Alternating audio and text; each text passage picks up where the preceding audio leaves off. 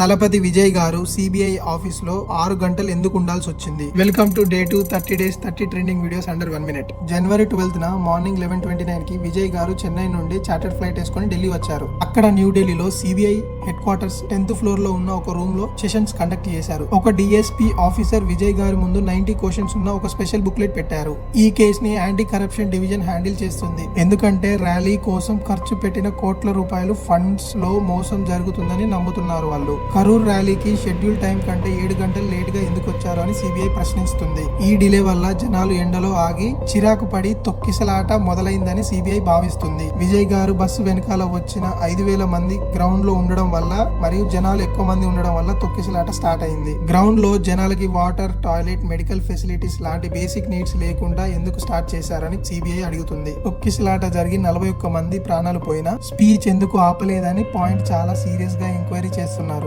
Event budget మొత్తం cutouts కి, పబ్లిసిటీకి ఖర్చు పెట్టారు. సేఫ్టీ మెజర్మెంట్ కోసం ఎందుకు ఖర్చు పెట్టారని సిబిఐ మెయిన్ క్వశ్చన్. ఈ అన్ని క్వశ్చన్స్ కి విజయ్ గారు చెప్పిన ప్రతి ఆన్సర్ ని రికార్డ్ చేసి సైన్ చేసుకున్నారు. ఈ కేసులో ప్రొడ్యూసర్ జగదీష్ ని కూడా ఎంక్వైరీకి పిలుస్తారు. మళ్ళీ ఈ కేసులో ఇన్వాల్వ్మెంట్ చేస్తారంట. సిబిఐ మళ్ళీ ఎంక్వైరీ చేస్తుంది, కానీ పొంగల్ పండగ తర్వాత కొత్త డేట్ అనౌన్స్ చేస్తుందని చెప్పింది అఫీషియల్ గా.